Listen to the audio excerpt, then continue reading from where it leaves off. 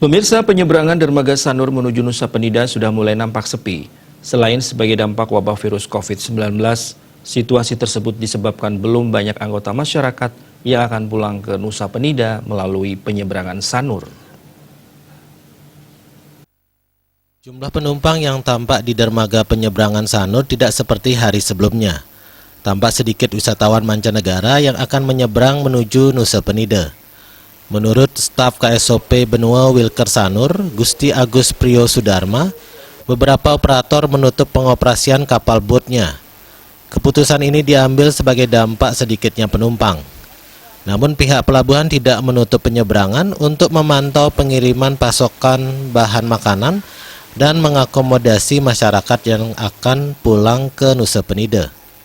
Untuk kondisi saat ini ada beberapa operator bot yang tidak jalan karena tidak ada kendari tamu karena objek wisata sudah difungsikan ditutup oleh gubernur dan dikeluarkan edaran dari bupati dan secamat Nusa Penida.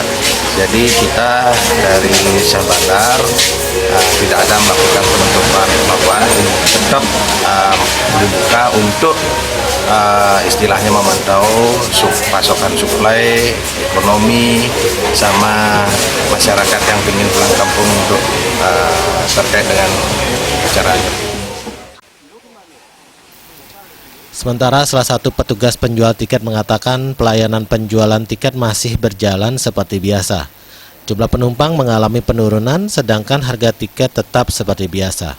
Biasanya sih kalau hari-hari biasa yang kemarin-kemarin itu lebih dari 50, tapi sekarang sudah drastis ya 50 orang per hari. Iya per hari. Per sekarang paling banyak ada banter 40 satu hari dan sehari ya dalam 5 trip.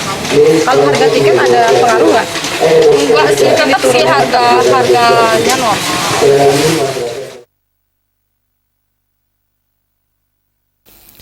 Gusti Agus Priyo Sudarma menambahkan dari segi jumlah bot yang dioperasikan secara keseluruhan juga mengalami penurunan. Dari 20 kapal bot yang diberangkatkan setiap hari menjadi hanya 10. Bayudi, Bali TV.